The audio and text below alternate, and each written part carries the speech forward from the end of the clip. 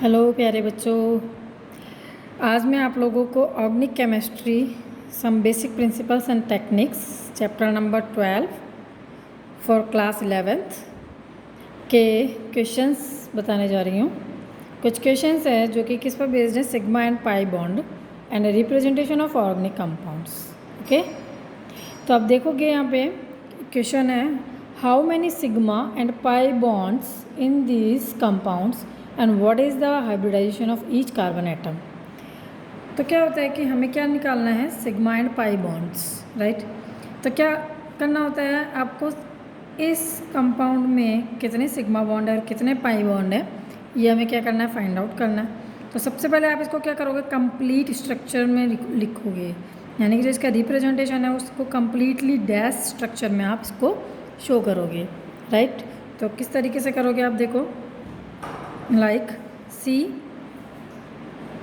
H H double bond C double bond C H H, right. तो आप देख रहे हो यहाँ पे कि हमने इसको पूरा कंप्लीट खोल करके लिखा है। अब जितने भी सिंगल बॉन्ड है वो सब क्या है, सिग्मा बॉन्ड्स हैं। ओके, तो जैसे ये क्या है, एक सिग्मा बॉन्ड है, ये भी एक सिग्मा बॉन्ड है, एक ये सिग्मा बॉन्ड है और एक ये सिग्मा बॉन्ड है। और जो डबल बॉन्ड होते हैं उसमें आपको ये याद रखना है कि इसमें एक सिग्मा बॉन्ड होता है और एक पाई बॉन्ड होता है, राइट। और इसी तरीके से डबल बॉन्ड के अंदर क्या होता है, एक सिग्मा एंड एक पाई बॉन्ड होता है। तो आप इसमें जब काउंट करोगे तो how many sigma bonds are there, 1 2 3 4 5 6, तो 6 sigma bonds and pi bond 1 and 2, तो there is 2 pi bonds। Okay, तो इस तरीके से आपको sigma bond and pi bond find out करना है। अब हमें इसका हाइब्रिडाइजेशन भी निकालना है। क्या निकालना है, हाइब्रिडाइजेशन। तो हाइब्रिडाइजेशन निकालने के लिए क्या करेंगे, पर कार्बन एटम, हर एक कार्बन एटम के लिए हमें क्या निकालना है, हाइब्रिडाइजेशन निकालना है। तो आपको हाइब्रिडाइजेशन निकालने के लिए ये चीज़ ध्यान रखनी है कि when 4 sigma bonds attached then sp3 hybridization। अगर किसी कार्बन से 4 सिग्मा बॉन्ड्स अटैच्ड हैं तो वो क्या होगा, sp3 हाइब्रिडाइज्ड होगा। इसी तरीके से अगर 3 sigma and 1 pi bond attached है तो वो होगा sp2 हाइब्रिडाइजेशन। ओके, और अगर 2 पाई बॉन्ड एंड 2 सिग्मा बॉन्ड्स अगर हैं तो वो होगा sp हाइब्रिडाइजेशन। समझ में आया आपको। तो आपको हाइब्रिडाइजेशन के लिए ये चीज़ याद रखनी होगी कि अगर 4 सिग्मा बॉन्ड है तो sp3 हाइब्रिडाइजेशन होगा, 3 सिग्मा 1 पाई है तो sp2 हाइब्रिडाइजेशन होगा, और 2 पाई एंड 2 सिग्मा है तो वो क्या होगा, sp हाइब्रिडाइजेशन। तो आप देखोगे इस कार्बन के अंदर कितने सिग्मा बॉन्ड है, 1 2 एंड 3 सिग्मा बॉन्ड्स हैं और 1 पाई बॉन्ड है, राइट। तो ये इसको फॉलो कर रहा है, तो यानी कि इसका हाइब्रिडाइजेशन क्या होगा, sp2। ओके, इसी तरीके से अगर हम इस कार्बन की बात करें तो इस कार्बन पर कितने हैं, 2 सिग्मा बॉन्ड हैं एंड 2 पाई बॉन्ड्स हैं, तो इसलिए इसका जो हाइब्रिडाइजेशन होगा वो क्या होगा, sp होगा। तो ये होगा sp हाइब्रिडाइज्ड। और इसी तरीके से अगर इस कार्बन को हम देखते हैं तो इस कार्बन पे 1 2 3 सिग्मा बॉन्ड है और 1 पाई बॉन्ड है, तो इसलिए इसका जो हाइब्रिडाइजेशन होगा वो क्या होगा, sp2 हाइब्रिडाइजेशन। तो आप लोगों को ये समझ में आ गया होगा कि हम लोग किस तरीके से सिग्मा बॉन्ड्स को काउंट करते हैं, किस तरीके से पाई बॉन्ड्स को काउंट करते हैं, और इनको काउंट करने के बाद में हम इनका हाइब्रिडाइजेशन काउंट कर सकते हैं। ओके, नेक्स्ट क्वेश्चन अगर हम देखते हैं, CH2 double bond CH, CH2 CH2 C triple bond CH। अगर हमें इसका सिग्मा बॉन्ड फाइंड आउट करना है तो सबसे पहले क्या करोगे आप, इसको आप ओपन करोगे, राइट। ओपन करोगे तो कैसे करोगे, CH H double bond C, यहाँ पर एक हाइड्रोजन है, H C 2 हाइड्रोजन है, H H C H H 2 hydrogen है, C triple bond C H। समझ में आया। तो आप इस तरीके से इसको ओपन करके लिखोगे कंप्लीट, उसके बाद में आपको लिखना है सिग्मा बॉन्ड, एक सिग्मा बॉन्ड ये, एक सिग्मा बॉन्ड ये, एक सिग्मा बॉन्ड ये और ये भी सिग्मा बॉन्ड है, ये भी सिग्मा बॉन्ड है। तो ये सारे हमारे क्या हैं, सिग्मा बॉन्ड्स। ठीक है, इसके बाद में हमें देखना है पाई बॉन्ड्स। तो आपको पता है कि डबल बॉन्ड के अंदर क्या होता है, एक सिग्मा बॉन्ड और एक क्या होता है, पाई बॉन्ड होता है। इसी तरीके से ट्रिपल बॉन्ड के अंदर एक सिग्मा एंड 2 पाई बॉन्ड्स होते हैं। ये आपको याद होना चाहिए। ठीक है, तो टोटल कितने सिग्मा बॉन्ड्स हो गए यहाँ पे, 1 2 3 4 1 2 3 4 5 6 7 8 9 10 11 12 एंड 13। तो 13 sigma bond and 2 and 1 3 pi bonds, right. तो आपके पास में टोटल कितने हो गए, 13 sigma bond and 3 pi bonds. समझ में आया। अब हमें इनका हाइब्रिडाइजेशन निकालना है। तो हाइब्रिडाइजेशन निकालने के लिए हमें क्या करना होता है, आप देखोगे यहाँ पर हमें हाइब्रिडाइजेशन निकालना है हर एक कार्बन के लिए। तो जब हम इस कार्बन की बात करते हैं तो आप देखोगे कि इस कार्बन पर 3 सिग्मा बॉन्ड है एंड 1 पाई बॉन्ड है। तो ये इसको फॉलो करता है, यानी कि इसका हाइब्रिडाइजेशन क्या होगा, sp2। तो ये क्या होगा, sp2 हाइब्रिडाइज्ड होगा। ओके, इसके बाद में अगर हम इस कार्बन की बात करें तो यहाँ पर 3 सिग्मा बॉन्ड है एंड 1 पाई बॉन्ड है। ठीक है, तो 3 सिग्मा एंड 1 पाई बॉन्ड, यानी कि ये भी किसको फॉलो कर रहा है, sp2 हाइब्रिडाइजेशन को। तो इसके लिए आप क्या करोगे, ये भी क्या है, sp2 हाइब्रिडाइजेशन। ठीक है,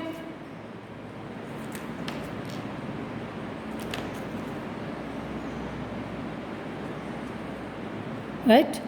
इसके बाद में हम जब इस कार्बन की बात करेंगे तो इस कार्बन पर क्या हाइब्रिडाइजेशन आएगा, 1 2 3 4 चारों ही क्या है, सिग्मा बॉन्ड है।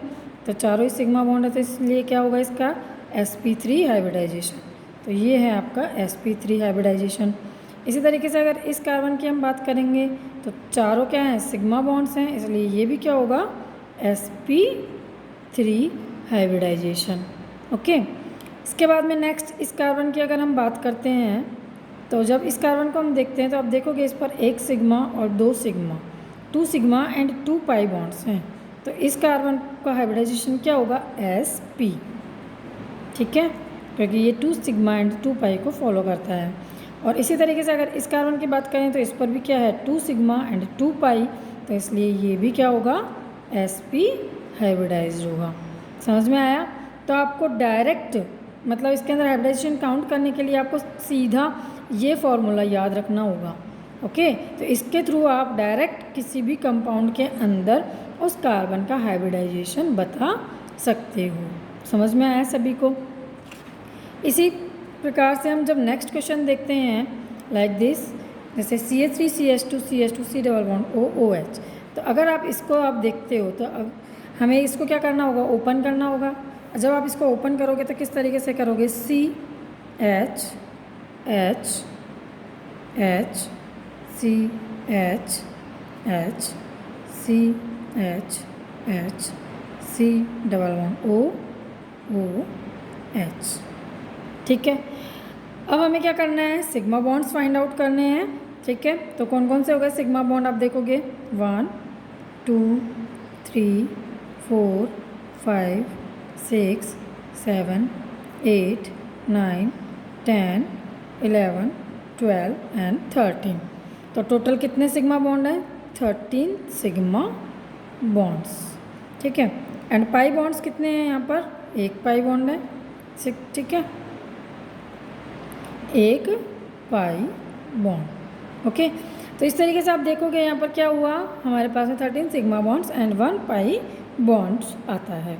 ओके, अब आपको ये देखना है यहाँ पर कि हमें क्या फाइंड आउट करना है यहाँ पे कि हर कार्बन का हाइब्रिडाइजेशन क्या होगा।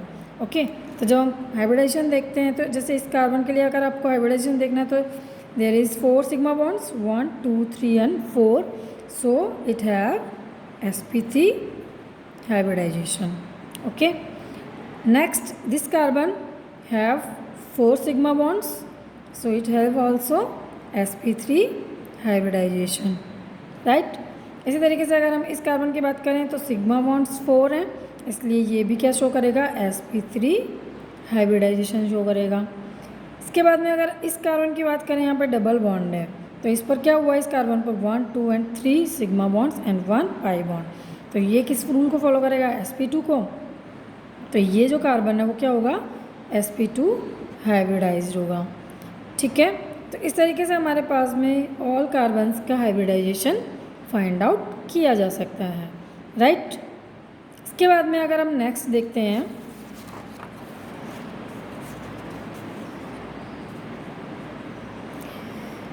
CH3CH डबल बॉन्ड CH इसके लिए हमें क्या करना है, sigma bond and hybridization find out करना है। तो आप देखोगे सबसे पहले हमें इसे क्या करना है, ओपन करना है, CH double bond CH triple bond N। आपको ये याद रखना कि कार्बन के साथ में जो नाइट्रोजन है वो क्या बनाता है, ट्रिपल बॉन्ड बनाता है, राइट। अब हमें sigma bonds and pi bonds find out करने हैं। तो 1, 2, 3, 4, 5, 6, 7, 8 एंड 9। तो total 9 sigma bonds are present and pi bonds are double bond and 2 pi bonds in triple bond. तो टोटल कितने पाई बॉन्ड्स हो गए यहाँ पर, 3 पाई बॉन्ड्स, राइट। तो ये हमारे पास में आ गए टोटल इसके अंदर 9 sigma bonds and 3 pi bonds. अब हमें वापस इनका क्या करना है, हाइब्रिडाइजेशन निकालना है।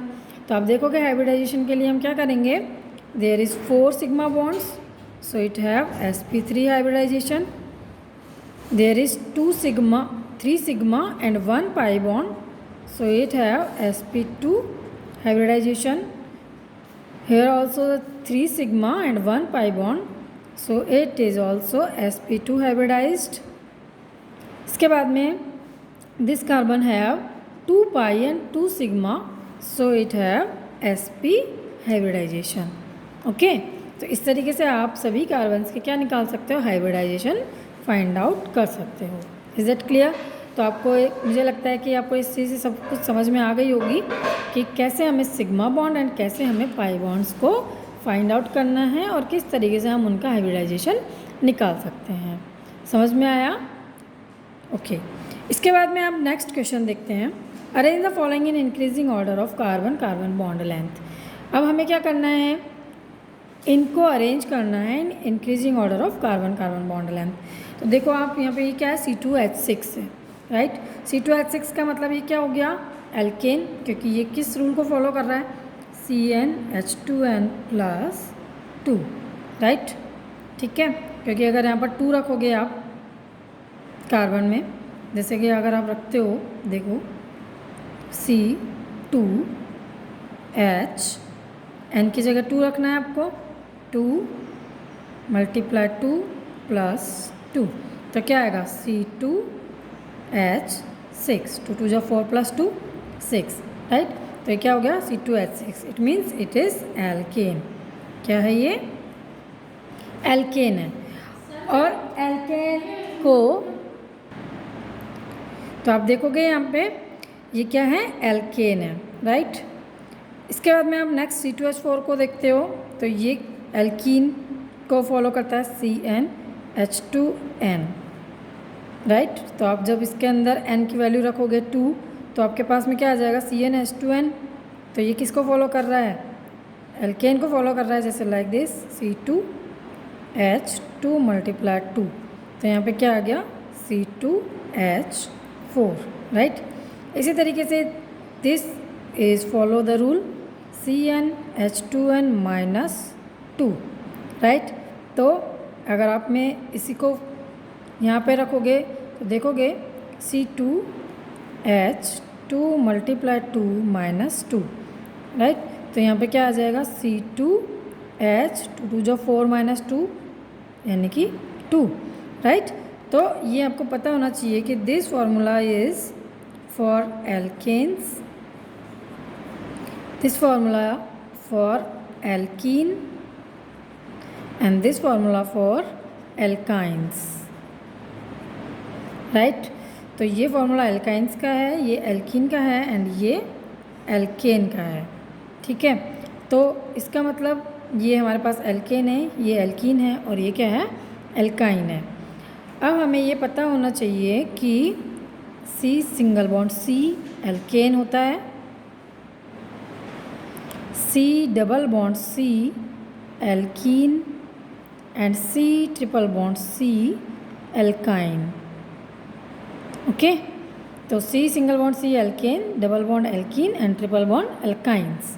तो जब हम इनका बॉन्ड लेंथ देखते हैं तो सिंगल बॉन्ड का बॉन्ड लेंथ सबसे ज़्यादा होता है, डबल बॉन्ड का बॉन्ड लेंथ उससे कम होता है और ट्रिपल बॉन्ड का बॉन्ड लेंथ सबसे कम होता है। ओके, तो हमारा जो ऑर्डर होगा वो क्या होगा, सबसे कम बॉन्ड लेंथ किसकी होगी, एल्काइन की होगी, क्योंकि ये क्या है, ट्रिपल बॉन्डेड है। ओके, तो यानी कि C2H2 को हम कैसे भी लिख सकते हैं, CH ट्रिपल बॉन्ड CH। ठीक है, इसको हम CH ट्रिपल बॉन्ड CH के फॉर्म में भी लिख सकते हैं। तो ये होता है C2H2, राइट। इसके बाद में आपका आ जाएगा कौन, C2H4 यानी कि CH2 double bond CH2, this is alkene. Okay, ethene यानी कि C2H4 और उसके बाद में आपका आएगा C2H6 यानी कि CH3 सिंगल बॉन्डेड। तो इसको ये क्या होता है, C2H6। समझ में आया। तो आपको ये सब तरीके से लिखना आना चाहिए, बॉन्ड्स के साथ में भी, कंडेंस्ड फॉर्म में भी। ओके, तो ये हो गया alkane, this is alkene and this is alkyne, one bonded, double bonded, triple bonded. Okay, तो आप देख रहे हो बच्चों कि क्या होता है, ट्रिपल बॉन्ड की बॉन्ड लेंथ सबसे कम होती है, उसके बाद में डबल बॉन्ड की होती है और सबसे ज़्यादा बॉन्ड लेंथ किसकी होती है, सिंगल बॉन्ड। ओके, तो ये आपका हो गया, समझ में आ गया होगा आपको सभी को बॉन्ड लेंथ के बारे में। इसके बाद में जैसे नेक्स्ट क्वेश्चन आता है आपका, for the following compounds write a condensed formula and their bond line formula. तो जैसे क्या करना है आपको, इस फार्मूले के लिए आपको क्या लिखना है, कंडेंस्ड फार्मूला लिखना है और बॉन्ड लाइन फार्मूला लिखना है, राइट। तो देखो ये जो है डैश स्ट्रक्चर है, राइट, या हम इसे कंप्लीट भी कह सकते हैं। इसको और ज़्यादा अगर हमें ओपन करना होगा तो हम क्या करेंगे, सबको अलग अलग हाइड्रोजन अलग अलग लगा करके बॉन्ड से शो कर सकते हैं। ठीक है, तो ये एक कंप्लीट फार्मूला है। अब हमें क्या करना है, इसका कंडेंस्ड फार्मूला लिखना है। तो कंडेंस्ड फार्मूला लिखने के लिए क्या करेंगे हम, CH2OH, तो इसको आप इस तरीके से भी लिख सकते हो, CH2OH CH2, राइट, CH2 का whole twice CH CH3 CH CH3 का होल ट्वाइस। तो ये क्या हो गया इसका कंडेंस्ड फार्मूला। गौर से देखना आप लोग, हमने सिर्फ कुछ नहीं किया, हमने सिर्फ इनमें से सब में से डैश हटा दिया है और जहाँ पर अगर ज़्यादा CH2 ग्रुप्स आ रहे हैं, ज़्यादा CH3 ग्रुप्स आ रहे हैं, हमने उसको एक साथ ब्रैकेट में लिख दिया है। जैसे आप देखोगे यहाँ पर OH है, CH2 और दो CH2 ग्रुप्स हैं, तो इसलिए हमने क्या कर दिया, डायरेक्ट यहाँ पे CH2 को होल ट्वाइस लिख दिया। उसके बाद में CH और इस CH3 को इसी के साथ में ब्रैकेट में साथ में लिख दिया। फिर उसके बाद में CH और यहाँ पर क्योंकि दो CH3 ग्रुप्स हैं इसलिए हमने इनको होल ट्वाइस के फॉर्म में लिख दिया। समझ में आया। तो इस फॉर्मूले को हम ऐसे भी लिख सकते हैं और इसको हम ऐसे भी लिख सकते हैं, राइट। तो this is a condensed formula, इकट्ठा करके लिख दिया, ठीक है। अब अगर इसका हमें बॉन्ड लाइन फार्मूला बनाना है तो हमें क्या करना होगा, बॉन्ड लाइन फार्मूला बनाने के लिए हमें क्या करना होगा, लाइक दिस। जैसे एक कार्बन है तो ये एक टर्मिनल जो है वो एक कार्बन है, राइट। तो कार्बन के बाद में आप कितने कार्बन हैं, 1 2 3 4 5 एंड 6 कार्बन है। तो हमें 6 1 2 3 4 5 एंड 6, राइट। यानी कि this is carbon, this carbon, this carbon, this and this and this. There is total 1 2 3 4 5 and 6 carbons, right. 1 2 3 4 5 6 carbons, okay. अब इस कार्बन से क्या जुड़ा हुआ है, OH जुड़ा हुआ है, तो हमें क्या करना है, इससे OH जोड़ना है। इसके बाद में आप देखोगे 1 2 3 एंड 4 नंबर का जो कार्बन है उससे क्या जुड़ा हुआ है, CH3 जुड़ा हुआ है।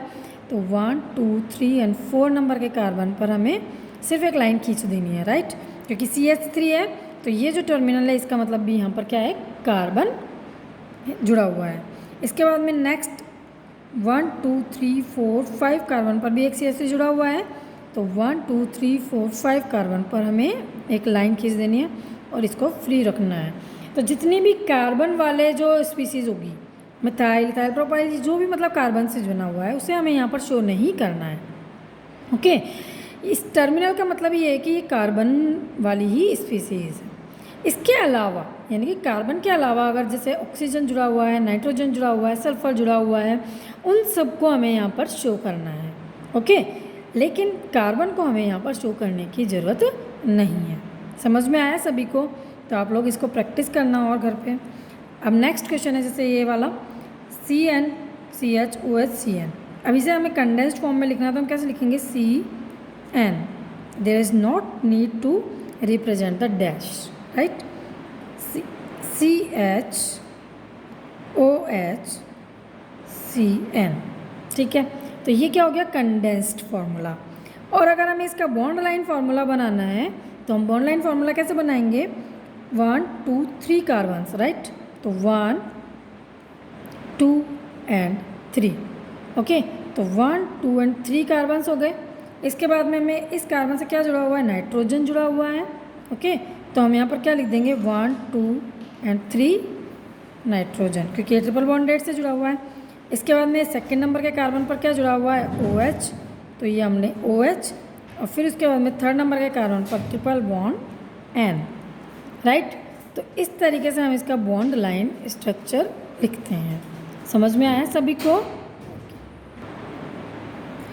ओके बच्चों, तो इसके बाद में नेक्स्ट क्वेश्चन है हमारा, expand each of the following bond line formula and right in dash structure. हमें क्या करना है, इसको कंप्लीट, जो आपको क्या दिया हुआ है यहाँ पे बॉन्ड लाइन स्ट्रक्चर दी हुई है, राइट। हमें इस बॉन्ड लाइन स्ट्रक्चर को क्या करना है, कंप्लीट फार्मूला में लिखना है। ओके, तो देखो किस तरीके से हम इसको लिखेंगे। देखो, ये एक टर्मिनल है, यानी कि यहाँ पर एक कार्बन है, यहाँ भी एक कार्बन है, यहाँ यहाँ यहाँ, जितने भी टर्मिनल्स हैं वहाँ सब जगह क्या है, कार्बन है। ओके, तो क्या लिखोगे आप, देखो यहाँ पर CH3,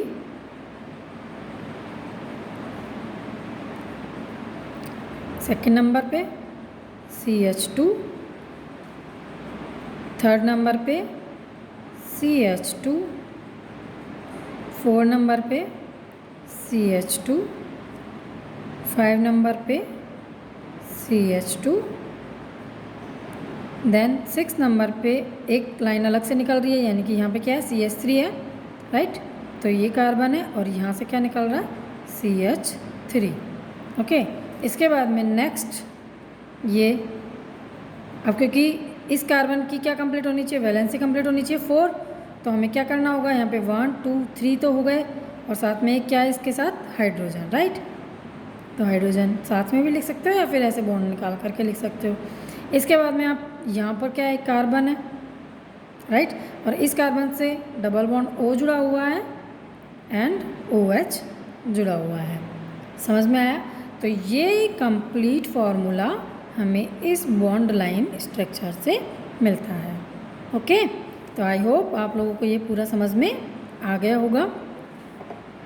इसके बाद में नेक्स्ट है, इस क्वेश्चन को भी हमें क्या करना है, कंप्लीट फार्मूला बनाना है। तो आप देखोगे यहाँ पर ये क्या है, टर्मिनल कार्बन, तो ये क्या हो गया, CH3, सेकंड नंबर पे कार्बन CH2, थर्ड नंबर पे कार्बन है CH2, 4 नंबर पे कार्बन है C। अब आपको ये देखना है कि ये जो कार्बन है इससे ट्रिपल बॉन्ड लगा हुआ है, यानी कि ये 3 बॉन्ड से यहाँ पर जुड़ा हुआ है, और यहाँ क्योंकि कुछ भी नहीं दिया हुआ है इसका मतलब यहाँ भी क्या है, कार्बन है, ठीक है। और क्योंकि इस कार्बन की 4 वैलेंसीज कंप्लीट होनी चाहिए, तो 3 बॉन्ड्स तो ये हो गए और एक इससे जुड़ जाएगा हाइड्रोजन, ठीक है। और ठीक है, इसके बाद में आपका आ जाता है CN, सॉरी यहाँ पर डबल बॉन्ड होना चाहिए, राइट, क्योंकि ये यहाँ पर क्या है, डबल बॉन्ड है, राइट। जब डबल बॉन्ड हम करेंगे यहाँ पे तो ये क्या हो जाएगा, CH2, और साथ में यहाँ क्या निकल रहा है, CN, राइट, क्योंकि एक कार्बन पे मैक्सिमम 4 वैलेंसी हो सकती है, तो क्या हुआ 1 2 3 एंड 4, ओके। तो ये क्या है, हमारा एक्स्ट्रा बॉन्ड लग गया था, तो हमारे ये बॉन्ड की ज़रूरत नहीं है यहाँ पे, ठीक है, क्योंकि इस कार्बन की 4 वैलेंसीज कंप्लीट हो गई है, ठीक है। तो ये इसका कंप्लीट फार्मूला हो गया। इसके बाद में नेक्स्ट आपका आता है जैसे ये, इसके लिए आप देखोगे ये एक साइक्लिक स्ट्रक्चर है, और साइक्लिक स्ट्रक्चर में यहाँ पर ये क्या है, कार्बन, जितने भी टर्मिनल्स हैं वहाँ सब क्या है, कार्बन है, राइट, यहाँ सब जगह कार्बन है। तो आपको किस तरीके से लिखना होगा, जैसे अगर मान लो मैं यहाँ से स्टार्ट करती हूँ तो ये एक कार्बन है, इससे ऊपर की तरफ ये एक कार्बन जुड़ा हुआ है, राइट। इसके बाद में यहाँ से एक निकल रहा है तो ये एक कार्बन है, और यहाँ पर एक कार्बन है, ठीक है, ये इसकी स्ट्रक्चर बन गई। इसके बाद में यहाँ पर एक ट्रायंगल बन रहा है, यहाँ एक कार्बन है, इसके बाद में यहाँ पर एक कार्बन है, और ये इससे जुड़ा हुआ है, राइट। तो ये हमारी स्ट्रक्चर हो जाती है। अब हमें इसमें क्या करना है, इसकी कार्बन की वैलेंसीज कंप्लीट करनी है। तो कार्बन की वैलेंसीज कंप्लीट करने के लिए हम क्या करेंगे, हाइड्रोजन जोड़ेंगे, ओके। तो ये क्या हो गया, CH3, 3 और 1 4 हो गया कंप्लीट। इसी तरीके से ये भी क्या हो गया, CH3। इधर इस कार्बन के लिए 1 2 3 बॉन्ड्स हैं, तो एक क्या जुड़ेगा, इससे हाइड्रोजन जुड़ जाएगा, राइट। इसी तरीके से इस कार्बन पर भी 1 2 3 कंप्लीट है, तो इससे भी क्या जुड़ेगा, एक हाइड्रोजन जुड़ेगा। इसके बाद में इस कार्बन पर 1 एंड 2 बॉन्ड्स हैं, तो इसलिए इस पर 2 हाइड्रोजन जुड़ेंगे। और सेम इसी तरीके से इस कार्बन पर भी 2 बॉन्ड्स हैं, तो इस पर भी 2 हाइड्रोजन्स जुड़ जाएंगे। तो आपको ये चीज़ याद रखनी है कि जितने भी बॉन्डिंग्स हो रही है, हमें वो बॉन्डिंग्स कंप्लीट करने के बाद में क्या करना होता है, उनकी वैलेंसी कंप्लीट करनी होती है, किससे, हाइड्रोजन लगाकर, ओके। तो बच्चों, आपको आज जो मैंने पढ़ाया वो सबको समझ में आ गया होगा, आई होप। तो आप लोग घर पर इनकी प्रैक्टिस कीजिएगा, ओके। Thank you.